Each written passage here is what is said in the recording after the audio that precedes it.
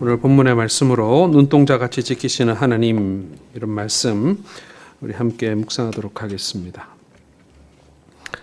연말이 되어지면 각급 학교에 졸업식이 있기 마련입니다. 보통의 이제 초등학교부터 다 이제 학교마다 교장 선생님들이 이제 졸업사를 하고 이렇게 졸업식을 하게 되는데, 제 기억으로는 안타깝게도 초등학교 때부터 대학을 졸업할 때까지 매 졸업식마다 교장 선생님, 총장님이 졸업사를 했지만 제 기억으로 하나도 그 졸업사의 내용이 기억이 나지 않습니다.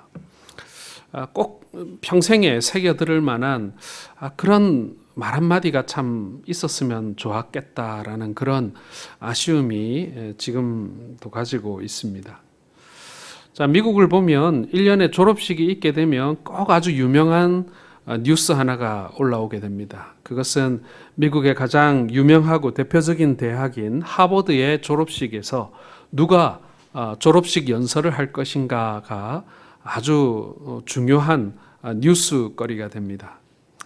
그리고 그 하버드의 졸업식의 졸업사는 하버드 졸업생뿐만 아니라 하버드 졸업생이 아니라 할지라도 미국 사회에서 가장 영향력 있고 그리고 젊은이들에게 좌표를 제시할 만한 그런 플런티어들을 졸업사의 이 순서자로 이렇게 세우는 것이 그 전통으로 돼 있고, 그리고 누가 졸업사를 하고 또 어떤 내용의 졸업사를 하는가가 아주 미국 사회에서 아주 중요한 뉴스가 되고 그리고 이슈가 되는 그런 것을 연말마다 이렇게 보게 되어집니다.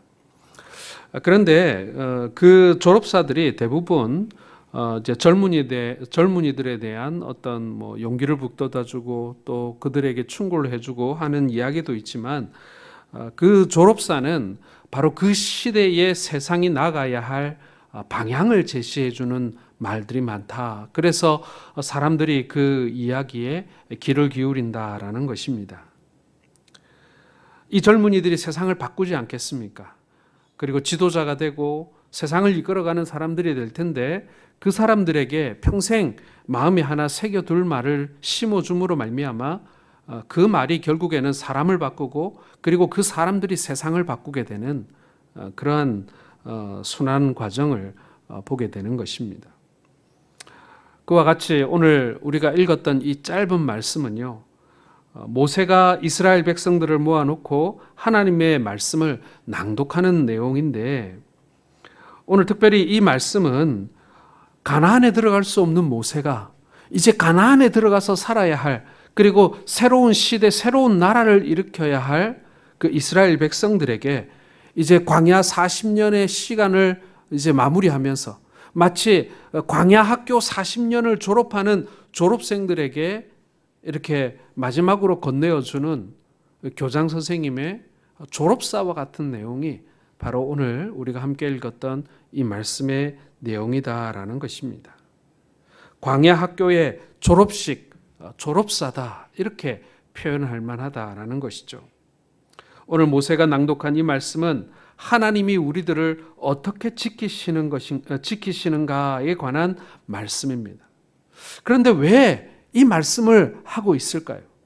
그거는 역설적이게도 이스라엘 백성들이 광야 40년을 보내고 또 가나안 땅에 들어가서 그들이 새로운 일들을 많이 경험하게 될 텐데, 그 어려움과 또 새로운 도전들 앞에서 이스라엘 백성들 마음속에 누가 우리를 지켜줄 것인가에 대한 물음표가 항상 달려 있을 거라는 것을 오늘 하나님께서 그리고 모세가 알고 있었다라는 것입니다. 이제 이스라엘 백성들이 요단을 건너 가나안에 들어가면 이제 가나안 정복 전쟁을 해야 되잖아요. 얼마나 어려운 일이 많습니까? 얼마나 곤란한 일을 많이 겪습니까? 그리고 어떤 경우에는 패배하기도 하고요. 그리고 사람을 잃기도 하고 재산상의 손해를 보기도 하는 정말 길고 어려운 그런 이제 시련을 맞닥뜨려야 한다라는 것입니다. 그때마다 이스라엘 백성들의 마음속에 이런 마음이 드는 거예요. 누가 우리를 지켜주는가? 누가 우리를 이 어려움 속에서 건져내어 줄 것인가? 이것은 마치 한평생을 이 땅 가운데 우여곡절을 겪으며 살아가고 있는 우리들이 늘 마음속에 품고 있는 생각인지도 모르겠습니다. 우리도 어려움을 겪을 때마다 누구에게 도움을 받을 수 있을까? 누가 나를 도와줄까? 우리가 예수 그리스도 안에 있는 믿음 안에 살아가고 있음에도 불구하고 우리의 마음속에는 늘 이런 질문들을 하곤 한다라는 것입니다. 그래서 이제 광야 학교를 졸업하고 이제 가나안이라는 새로운 세상으로 나아가는 이스라엘 백성들에게 오늘 하나님께서는 눈동자같이 너희를 지키시겠다. 눈동자같이 이스라엘을 지키시는 하나님이라고 자신을 소개하고 있는 것입니다. 자, 오늘 32장 10절의 말씀을 우리가 한번 같이 읽어보겠습니다. 시작. 여호와께서 그를 황무지에서 짐승이 부르짖는 광야에서 만나시고 호위하시며 보호하시며 자기의 눈동자같이 지키셨도다. 이스라엘 백성들이 지금 통과해온 곳은요, 사실은 이 광야가 사람이 통과하기에는 굉장히 힘든 곳입니다. 일교차가 심하고 낮에는 폭염에 시달리고 밤에는 너무 추워서 견디기가 어려운 곳입니다. 한 번은 네게부 광야를 이렇게 통과하는 버스를 타고 가다가 항상 거기를 통과할 때는 이벤트가 하나 있어요. 홍해 옆을, 홍해 아래쪽이니까 굉장히 메마른 사막이고, 그리고 해수면보다 낮은 곳이니까 굉장히 저지대입니다. 그리고 비도 한 번 안 오는 아주 뜨거운 광야죠. 거기를 이제 성지순례 간 사람들이 이렇게 지나갈 때 되면 항상 이벤트를 하는데, 그 이벤트가 뭐냐면은 차에서 다 내려가지고 한 1km를 걷는 거예요. 그게 이벤트예요. 이제 이스라엘 백성들의 40년 광야 생활을 한번 간접적으로 한번 체험해 보자라는 것이죠. 그 1km를 걷는데 많은 사람들이 포기를 합니다. 아이고, 더 이상 못 가겠다. 왜냐하면 1km를 걷는 것은 그렇게 어렵지 않아요. 1km가 얼마나 되겠습니까? 그렇죠? 그런데 그 열기를 못 견디는 거예요. 열기. 그 땅에서 올라오는 열기, 하늘에서 내리쬐는 그 뜨거운 떼약볕, 정말 뜨겁습니다. 정말 1km 못 걸어갑니다. 자, 이런 곳을 백성들이 40년을 걸었다. 여러분 어떻게 생각하십니까? 마실 물이 없고 독사와 맹수가 들끓는 곳입니다. 그 지역에는 이 독충이 많았어요. 그리고 독사가 많았습니다. 우리 성경에도 등장하지 않습니까? 불뱀이 등장하고, 그리고 이 각종 그 독충에 의해서 이렇게 백성들이 하나님의 징계를 받는 장면들이 나오지 않습니까? 머리만 내놓고 기다리다가 사람이나 짐승이 지나가면 1m 이상 날아서 그 독을 뿜어서 사람이나 짐승을 죽이는 그런 뱀들도 있습니다. 어떻게 보면은 사람의 힘으로는 도저히 견딜 수 없는 곳이 광야인 것이죠. 이 위기를 잘 넘어갈 수 있도록 하나님의 은혜를 입지 않으면은 도무지 인간적인 능력으로는 감당할 수 없는 것이 그 광야의 삶입니다. 물론 한두 달에 걸쳐서 광야를 지나가라 이러면요, 그건 견딜 수 있을지도 모르겠어요.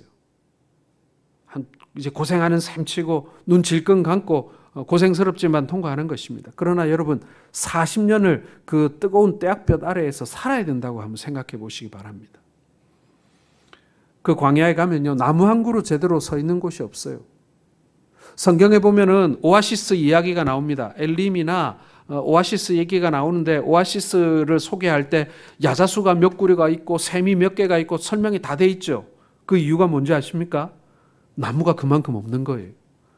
내가 지난주에 지리산을 갔는데 지리산 나무가 몇 그루더라. 그거 세고 오는 사람이 어디 있겠습니까? 그렇죠? 그런데 이 광야는 워낙 샘이 귀하고 나무가 귀한 곳이라 성경에도 그 오아시스의 나무가 몇 그루다, 12주다, 13주다 그렇게 기록되어 있고요. 물이 솟아나는 샘이 2개다, 3개다 이렇게 기록되어져 있습니다. 왜요? 샘도 나무도 심지어는 풀 한 포기도 너무 귀한 곳이기 때문에 그런 기록이 지금도 남아있는 것입니다. 정말 고통스러운 곳이죠. 오묘한 것은 성경은 그대로의 형편을 보여줍니다. 다윗이 당한 수치, 압살롬의 범죄, 시아버지와 며느리 사이에 자식을 낳은 일들 그대로 다 기록하고 있습니다. 백성들이 광야를 걸어가면서 그들이 범했던 범죄를 다 기록한 것과 마찬가지로 성경은 우리가 겪는 실패도 다 기록하고 있죠. 이스라엘 민족이 광야를 건널 때 이처럼 열악한 환경, 이렇게 어려운 여건 속에도 한 사람도 목말라 죽었다든지 맹수에게 일사병으로 사람이 죽었다는 그런 기록이 없습니다. 아주 세세한 것도 기록하고 수치스럽고 부끄럽고 불리한 것도 다 기록하는 성경인데 그런 기록이 없다는 거예요. 애굽에서 나온 1세대들이 불순종, 원망, 불평 때문에 죽었지 광야에서 목말라 죽었다든지 굶어 죽었다든지 맹수에서 물려 죽었다든지 일사병으로 죽은 것이 아니라고 성경은 우리에게 가르쳐주고 있는 것입니다. 아무리 성경을 읽어보세요. 그런 사람은 없습니다. 광야에서 물을 만난다는 것은 굉장히 힘든 일입니다. 광야에서 먹을 것을 구한다는 것도 그렇습니다. 그러나 하나님께서 40년 동안 이스라엘을 먹이지 않았습니까? 그들이 죽은 이유는 우상숭배와 원망하는 죄값으로 죽은 것입니다. 그들이 죄를 지을 때마다 하나님은 피할 길을 주시고 살 길을 주셨지만 그들은 끝내 하나님을 믿지 않고 하나님을 바라보지 않은 까닭에 죽은 것입니다.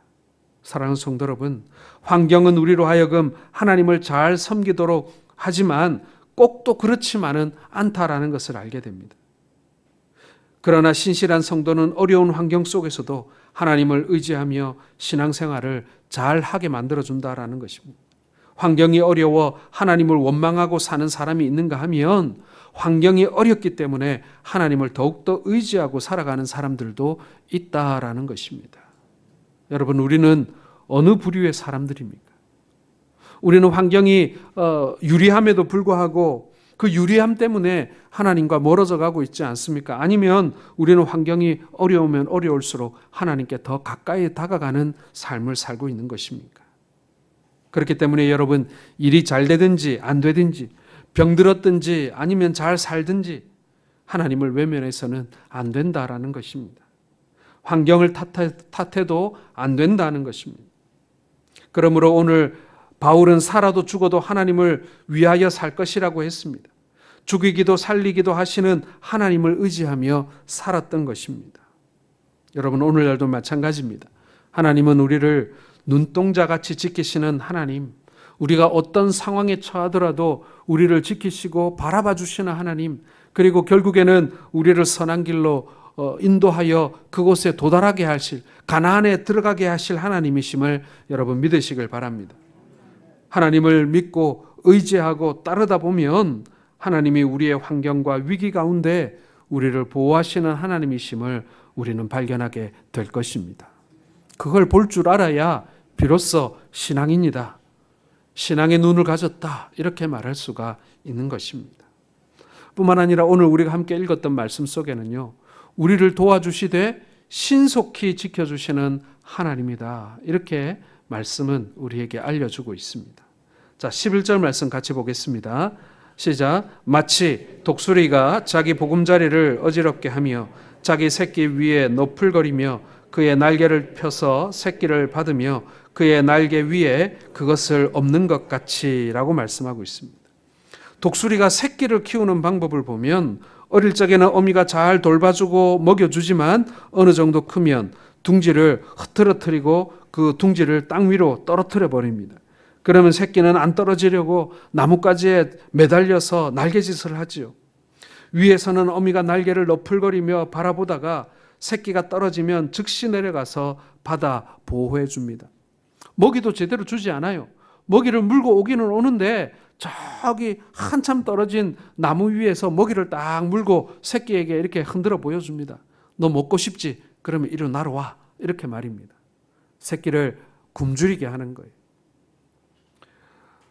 편히 쉴 수 있는 둥지를 무너뜨려서 부서뜨리고, 그리고 새끼를 배불리 먹여주던 어미가 먹이를 주지 않고 새끼에게 보여주기만 하고 굶주리게 만드는 것, 그것이 어미가 새끼로 하여금 날도록 만들어주는 연단이고 훈련이다라는 것입니다.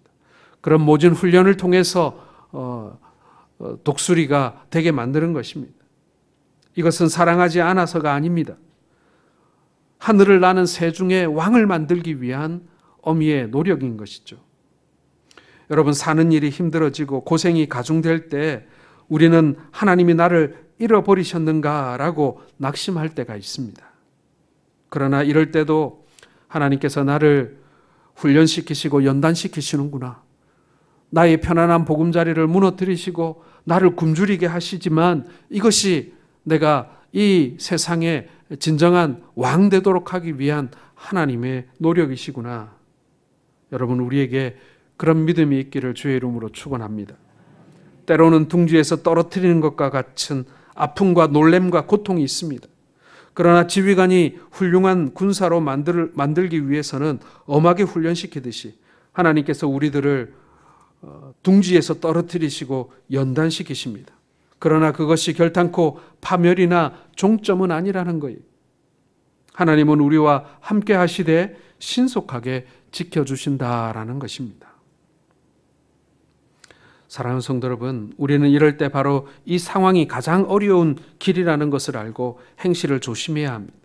하나님이 나와 함께 하시고 신속히 보호하신다는 믿음을 가지고 거기에 합격하기만 하면 세중의 왕으로 만드는 독수리처럼 하나님이 우리를 굳게 지키실 것을 믿으시길 바랍니다. 전에 꽤 오래전 얘기입니다만은 군생활하는 가운데 요즘에는 그런 일이 없습니다만은 예전에는 간첩이 출몰하거나 혹은 무장공비가 이 동해안이나 이런 데 이렇게 침투하는 일이 간간히 있었지 않습니까? 그런데 알고 가서 봤더니 약초꾼이었더라. 이런 경우도 있고, 신고를 받고 간첩선이 나타났다고 해서 가봤더니 해녀들이 물질하고 있더라. 이런 경우들이 되게 많았습니다.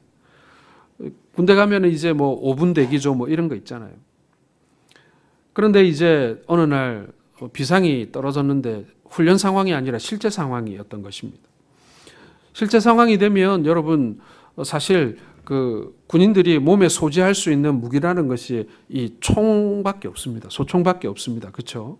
소총밖에 없는데 실제로 전투가 벌어지면은 이 소총도 중요하지만 그 총에다가 넣어 쏠 수 있는 총알도 되게 중요합니다.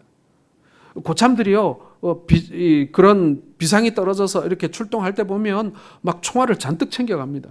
자기들이 다 들고 갑니다. 자기가 쏠라고. 그런데 돌아올 때는 어때요, 여러분? 무거운 거 너가 다 들어라 그러고 자기들은 빈총만 들고 쫄병들이 그 무거운 이 탄환을 다 또 지고 돌아옵니다.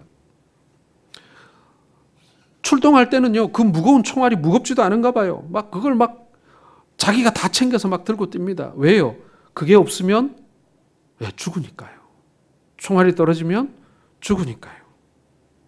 그런 것처럼 여러분, 오늘 하나님께서는 우리를 훈련시키시고 연단시키시는데 때로는 그 연단이나 훈련 혹은 하나님께서 우리에게 지워주시는 그 짐이 무겁게 느껴질 때가 있어요. 그러나 마치 우리가 전투에 나가는 병사가 많은 총알을 가지고 있어야 싸움을 잘하는 것처럼요. 평소에는 평화의 때나 평소에 훈련할 때는 왜 이렇게 무거운 것을 지게 하나 힘들고 어렵지만 실전이 시작되게 되면 우리가 그간 하나님으로부터 무겁게 이렇게 우리에게 짊어지어 주었던 그 많은 연단과 어려움과 훈련들이요, 그것이 내게 총알이 되고 무기가 되고 그리고 힘이 되고 나의 방패가 되어서요, 내가 그것으로 말미암아 승리할 수 있도록 해준다라는 것입니다. 진짜 싸움에서 이기게 만들어준다는 거예요. 마지막으로 사랑하고 지켜주시는 하나님이시라고 오늘 말씀은 우리에게 가르쳐주고 있습니다. 하나님은 우리를 사랑하시되 일방적으로 사랑하시고 지켜주신다는 겁니다. 신명기 32장 10절에 보면 눈동자같이 지켜주신다고 했지 않습니까? 눈동자를 보면 전자동입니다. 눈에 무엇이 들어오려고 하면 어느새 감아서 그것을 막곤 합니다. 눈에는 30만 개 이상의 회로가 있고 1억만 개의 신경세포가 있어서 무엇이 우리의 눈에 들어오려고 하면 눈이 자동으로 감겨서 그것을 보호해 준다라는 것입니다. 습도도 조정해요. 건조하면 눈물이 솟아나서 저절로 이렇게 눈을 촉촉하게 적셔주고요. 또 어떤 경우에는 또 눈에 또 너무 또 습하면 이 옆으로 이렇게 잘 고랑을 내어서 이렇게 흘러내리도록 그렇게도 만들어 놨습니다. 하나님은 이 눈동자같이 이스라엘을 지켜주신다고 말씀합니다. 이것은 일방적인 사랑이죠. 수없이 거역하고 배반하고 부족한 일이 많이 있었지만 하나님께서는 일방적인 사랑으로 용서하시고 용납하시고 받아주셨다라는 것입니다. 우리가 예수님을 믿게 된 것, 우리가 하나님 백성 된 것은 그것은 전적인 하나님의 사랑이며 일방적인 은혜임을 믿으시길 바랍니다. 스피노자가 말하기를 사랑하기만 하면 허물은 보이지 않고 모든 것이 다 좋게만 보인다라는 그런 말을 했습니다. 하나님도 그러신 것 같아요. 우리에게 콩깍지 씌우신 하나님, 이렇게 말할 수도 있겠습니다. 그러면서 사랑의 유형을 세 종류의 사람으로 이렇게 구분했는데, 한 종류는요, 사랑을 받고 나서 사랑하는 사람이 있다고 합니다. 이런 사람은 굉장히 피곤한 사람이죠. 둘째는 받으려고 사랑하는 사람이 있다고 합니다. 이런 사람은 동기가 잘못되어져서 상대가 잘 못하면 원망과 불평을 쉽게 품는다고 합니다. 셋째 부류는 사랑하기 위해서 사랑하는 사람이 있다고 합니다. 이게 진짜 사랑이죠. 결과를 바라는 사랑이 아니고 동기가 그러해서 사랑하는 것도 아닌 아무런 결과나 동기가 없이 그저 사랑하는 것입니다. 우리 주님의 사랑으로 인해서 그 사랑의 힘으로 하는 무조건적인 사랑입니다. 이것이 기독교의 사랑인 것이죠. 사랑하는 성도 여러분, 일방적인 사랑이라는 것은 상대의 어떠함에 상관없이 사랑을 베푸는 것입니다. 마치 주님께서 우리의 의로움을 보고 우리를 사랑하시는 것이 아니라 우리가 죄 가운데 있음에도 불구하고 우리를 불쌍히 여기셔서 우리를 사랑하시는 것, 바로 그것을 말하는 것입니다. 하나님은 세상 살아가는 동안 우리의 열악한 환경과 위기 가운데에서도 우리를 항상 지키십니다. 우리는 왕같은 제사장이며 하나님의 자녀며 하나님의 아들, 딸입니다. 하나님이 우리를 사랑하신 것처럼 우리 역시도 사랑의 사람이 되어야 할 것입니다. 하나님은 신속하게 독수리가 새끼를 지키듯 우리를 눈동자처럼 보호하십니다. 여러분, 이 믿음 가지고 이 세상의 어려움들을 이겨내시는 우리 성도들 되시기를 바랍니다. 누구에게나 어려움은 찾아오고 어떤 일을 하든지 우리는 난관을 맞이하게 되어져 있습니다. 저절로 잘 되는 일, 그런 일은 세상에 하나도 없죠. 그 순간순간마다 우리 주님을 의지하시면서 우리 주님의 도우심을 경험하시기를 주님의 이름으로 축원합니다.